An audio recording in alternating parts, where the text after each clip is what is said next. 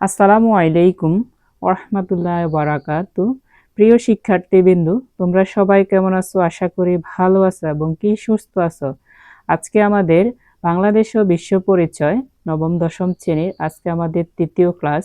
আজকে আমরা 3 পৃষ্ঠায় আমরা বাংলাদেশ ও বিশ্ব পরিচয় বইয়ের 3 পৃষ্ঠায় পড়ব। 3 পৃষ্ঠায় যা যা আছে আমরা জানার চেষ্টা করব এবং কি বোঝার চেষ্টা করব। চলো আমরা শুরু করি। তো প্রথমে দেখতে পাচ্ছ পূর্ব বাংলা আন্দোলন ও জাতীয়তাবাদের উত্থান এই সম্পর্কে 1947 থেকে 1970 সালের মধ্যে যে সকল জাতীয়তাবাদ আন্দোলন হয়েছিল সেই সব সম্পর্কে আলোচনা করা হয়েছে এই তৃতীয় পৃষ্ঠায়। তো চলো আমরা নিচের দিকে একটু পড়ে দেখি। 1948 সালে 19শে মার্চ পাকিস্তানের গভর্নর জেনারেল মোহাম্মদ আলী জিন্নাহ ঢাকায় আসেন। কত সালে ঢাকায় আসেন? 1948 সালে 19শে মে। 1900 কত সালে? 1947 সালে পাকিস্তান স্বাধীন হয়। আর মোহাম্মদ আলী জিন্নাহ কখন ঢাকা আসেন? 1948 সালে 19শে মে মার্চ। তিনি কি ছিলেন? তিনি ছিলেন পাকিস্তানের গভর্নর। এটা কিন্তু তোমাদের এমসিকিউ প্রশ্নে আসবে। তার নাম কি ছিল? তার নাম ছিল মোহাম্মদ আলী জিন্নাহ। তিনি ঢাকায় আসেন 21শে মার্চ রেসকোর্স ময়দানে। 19শে মার্চ হলে 21শে মার্চ, মাঝখানে কয়দিন গ্যাপ ছিল? 19 হলে 20, 21, 2 দিন।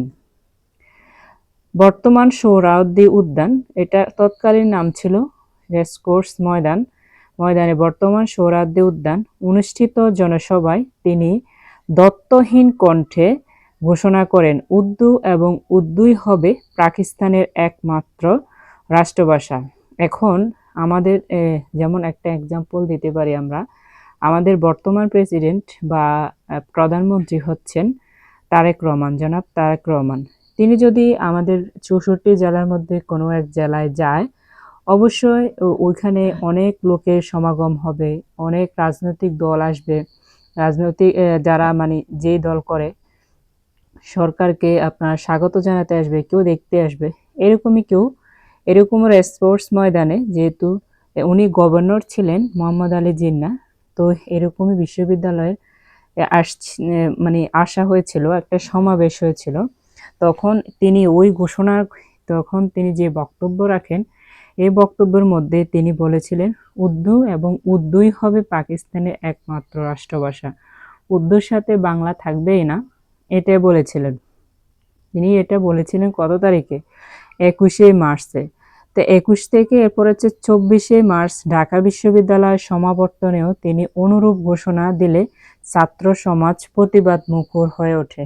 যখন তিনি 21শে মার্চে সেটা রেসকোর্স ময়দানে জনসম্মুখে বলছিল, সেখানে ছাত্র থেকে শুরু করে আপামর জনসাধারণ সবাই ছিল, কিন্তু তখন কেউ সেটা আপনার প্রতিবাদ করে নাই। যখন তিনি একই বক্তব্য ঢাকা বিশ্ববিদ্যালয়ের সমাবর্তন অনুষ্ঠানে, মানে যারা বিশ্ববিদ্যালয় অনার্স কমপ্লিট করে বা গ্রাজুয়েশন কমপ্লিট করে, তাদের যখন বিদায় দেওয়া হয়, তখন একটা সমাবর্তন অনুষ্ঠিত হয়। তখন কি হয়? তখন এখানে হয়তো রাষ্ট্রপতি থাকেন, নয়তো প্রধানমন্ত্রী থাকেন, মানে ওদেরকে বিদায় জানানোর জন্য তখন বক্তব্য রাখেন। তো ওই সময় 24শে মার্চ 1948 সালে একইভাবে মোহাম্মদ আলী জিন্নাহ বাংলাদেশে বিশ্ববিদ্যালয়ের সমাবর্তনে তিনি অনুরূপ ঘোষণা দিলে ছাত্র সমাজ তখন ঢাকা বিশ্ববিদ্যালয়ে তো সবাই ছাত্রই থাকবে, তাই না? ছাত্র এবং কি শিক্ষক, এর বাইরে তো বিশ্ববিদ্যালয় অন্য কেউ থাকে না। তো তখন যে ছাত্র সমাজ ছিল তারা সেটা মেনে নেয়নি, তাই প্রতিবাদ মুখর হয়ে ওঠে। আব্দুল মতিনকে অনুসরণ করে সবাই না বলে তার উক্তিটির প্রতিবাদ জানায়। যখন মোহাম্মদ আলী জিন্নাহ বলেছিল উর্দু এবং উর্দুই হবে পাকিস্তানের একমাত্র রাষ্ট্রভাষা, তখন প্রথম আব্দুল মতিন নামে একজন বিশ্ববিদ্যালয়ের ছাত্র তখন এসে সেটার বিরোধিতা করে এবং কি তিনি না বলেছিলেন। তারকে অনুসরণ করে প্রতিবাদে সবাই মানে না বলা শুরু করেছে। এরপরে আমরা আসি ঢাকা বিশ্ববিদ্যালয় শিক্ষার্থীরা রেসকোর্স ময়দানে জিন্নাহর ঘোষণা ও তাৎক্ষণিক প্রতিবাদ জানিয়েছিল। ঢাকা বিশ্ববিদ্যালয়ের শিক্ষার্থীরা রেসকোর্স ময়দানে ওই এর আগের দিন মানে হচ্ছে যে 21শে মার্চ যারা উপস্থিত ছিল আর কি রেসকোর্স ময়দানে, তারাও কিন্তু প্রতিবাদ তখন করছিল। পরে এক পর্যায়ে পাকিস্তান সরকার আরবি হরফে বাংলা প্রচলনের উদ্যোগ নিয়েছিল। এক পর্যায়ে যখন বাংলাদেশের ছাত্র সমাজ সেটা মেনে নেয়নি, সবাই প্রতিবাদ করা শুরু করছিল, তখন পাকিস্তান সরকার তখন কি করছিল যে বাংলা হরফকে উর্দুতে কি করবে, প্রচলন করবে। পূর্ব বাংলার মানুষ এই উদ্যোগের বিরুদ্ধে তীব্র ক্ষোভ প্রতিবাদ জ্ঞাপন করে। পূর্ব বাংলার মানুষ এটা কিছুতেই মেনে নেয়নি। মাতৃভাষা বাংলার মর্যাদা রক্ষার মাধ্যমে পূর্ব বাংলার জনগণ জাতীয়তাবাদে নিজেদের বিকাশের গুরুত্ব উপলব্ধি করে। 1952 সালে 26শে জানুয়ারি ঢাকার পল্টন ময়দানে, 1900 কত সালে, 19 সালগুলো কিন্তু তোমাদের এমসিকিউ প্রশ্নের মধ্যে আসবে। 1952 সালে 26শে জানুয়ারি হলো মানে বছরের প্রথম দিকে ঢাকার পল্টন ময়দানে অনুষ্ঠিত জনসভায়, সেদিন একটা কি ছিল, জনসভা ছিল। পাকিস্তানের নতুন প্রধানমন্ত্রী, পাকিস্তানে তখন 1952 সালে কি হয়েছিল, পাকিস্তানের প্রধানমন্ত্রী যিনি ছিলেন তিনি এখনো নতুন, যেমনটি আমাদের তারেক রহমান প্রথম প্রধানমন্ত্রী হয়েছেন, তার জীবনে প্রথম প্রধানমন্ত্রী হয়েছেন, এবং কি এখনো তার 2-3 মাসও পার হয়নি, 2 মাসও মেবি পার হয়নি, তো এখন উনি নতুন। তেমনিভাবে প্রধানমন্ত্রী খাজা নাজিমুদ্দিন, প্রধানমন্ত্রী কি হয়েছিল 1952 সালে, তার নাম ছিল খাজা নাজিমুদ্দিন জিন্নাহর অনুকরণে উর্দুকে পাকিস্তানের রাষ্ট্রভাষা করার নতুন ঘোষণা প্রদান করে।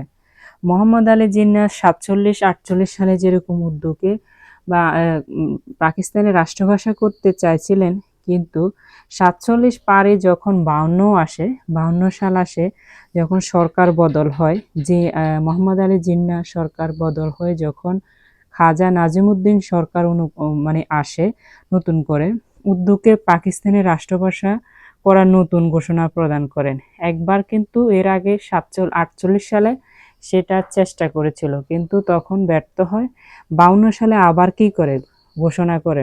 এর প্রতিবাদে ছাত্র সমাজ 30শে জানুয়ারি ধর্মঘট পালন করে। তাহলে 26শে জানুয়ারি সেটা কি করে, ঘোষণা করে, আর 30শে জানুয়ারি ধর্মঘট পালন করে। মাঝখানে কয়দিন মানে গ্যাপ ছিল, 4 দিন গ্যাপ ছিল। 4 দিনের মধ্যে 4 দিন পরে তারা কি করে, ধর্মঘট পালন করে।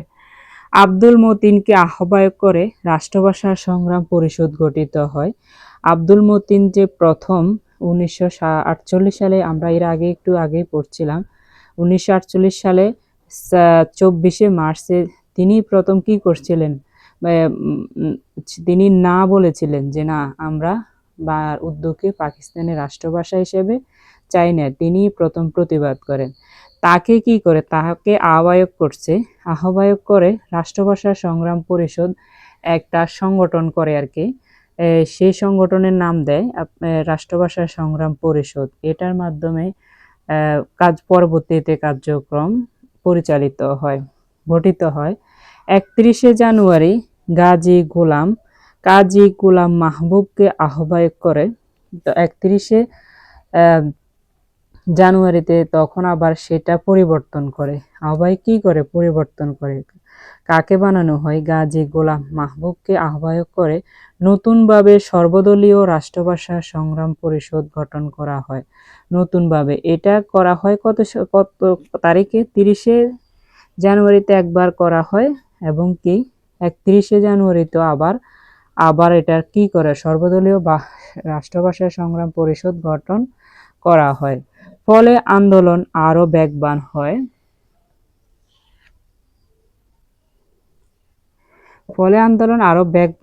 এর সঙ্গে রাজনৈতিক দলগুলো যুক্ত হয়। 4 ফেব্রুয়ারি, 31শে জানুয়ারির পরে কি আসে, 1 ফেব্রুয়ারি, 2রা ফেব্রুয়ারি, 3রা ফেব্রুয়ারি, 4 ফেব্রুয়ারি ঢাকা ছাত্র বিক্ষোভ প্রদর্শিত হয়। 4টা জানুয়ারি মানে ফেব্রুয়ারি মাসের 4 তারিখে ঢাকায় কি হয়? ছাত্র বিক্ষোভ প্রদর্শিত হয়। 21শে ফেব্রুয়ারি দেশব্যাপী সাধারণ হরতাল পালন করার সিদ্ধান্ত গ্রহণ করা হয়।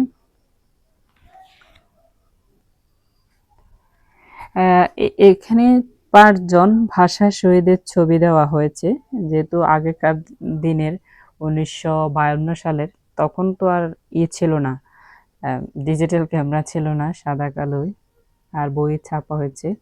তো ওদের সবার ভাষা শহীদে তো অনেকেই শহীদ হয়েছে, কিন্তু সবার নাম তো এখানে দেওয়া সম্ভব না। তো যার কারণে কয়েকজনের নাম দেওয়া হয়েছে। প্রথমে হচ্ছে আব্দুস সালাম, এরপরে আবুল বরকাত, তারপরে আব্দুল জব্বর, তারপরে হচ্ছে শফিউর রহমান, রফিক উদ্দিন আহমেদ। এখানে 5 জনের ছবি দেওয়া হয়েছে। ভাষার দাবি আদায় না হওয়া পর্যন্ত সংগ্রাম চালিয়ে যাওয়ার সংকল্প ঘোষণা করা হয়। ঢাকা বিশ্ববিদ্যালয়ের ছাত্র জনতা কি করে তখন?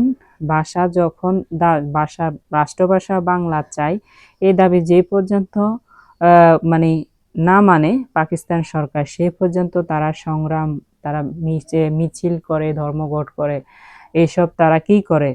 চালিয়ে যাওয়ার সংকল্প ঘোষণা করা হয়। দেশব্যাপী জনমত গড়ে উঠতে থাকে। 1952 সালে 20শে ফেব্রুয়ারি সরকারি এক ঘোষণায় 21শে ফেব্রুয়ারি থেকে 144 ধারা জারি করা হয়। 21শে ফেব্রুয়ারি 52 সালে 21শে ফেব্রুয়ারি কি করা হয়? 144 ধারা জারি করা হয়। সভা সমাবেশ মিছিল 1 মাসের মধ্যে নিষিদ্ধ করা হয়। 1 মাসের মধ্যে কি করা হয়? নিষিদ্ধ করা হয়। আন্দোলনের নেতৃবৃন্দ 144 ধারা ভঙ্গ করার সিদ্ধান্ত গ্রহণ করেন। পাকিস্তান সরকার 144 ধারা জারি করে। 144 ধারা মানে হচ্ছে 1 মাস কি থাকবে? আন্দোলন, নেতৃবৃন্দরা আন্দোলন করতে পারবে না, এটা নিষিদ্ধ করা হয়। কিন্তু ছাত্র সমাজ কি করে? 144 ধারা ভঙ্গ করার কি করে? সিদ্ধান্ত গ্রহণ করে। 21শে ফেব্রুয়ারি সকাল 11টায়। সকাল কখন? সকাল 11টায় ঢাকা বিশ্ববিদ্যালয়ের আমতলায়। ঢাকা বিশ্ববিদ্যালয়ে যে জায়গা যেখানে তারা মিছিল বের করে, তো সেই জায়গাটার নাম ছিল কি তলা? আমতলা। বর্তমান ঢাকা মেডিকেল কলেজের জরুরি বিভাগের পাশে। বর্তমানে জায়গাটির আমতলা নাম নাই। সেই জায়গাটিতে কি অবস্থিত আছে? সেই জায়গাটিতে আছে মেডিকেল কলেজের জরুরি বিভাগ। এটি সভা অনুষ্ঠিত হয়। সভায় 10 জন করে মিছিল বের করার সিদ্ধান্ত হয়। সবাই কয়জন করে মিছিল বের করার সিদ্ধান্ত হয়? 10 জন করে, ছোট ছোট দলে আর কি।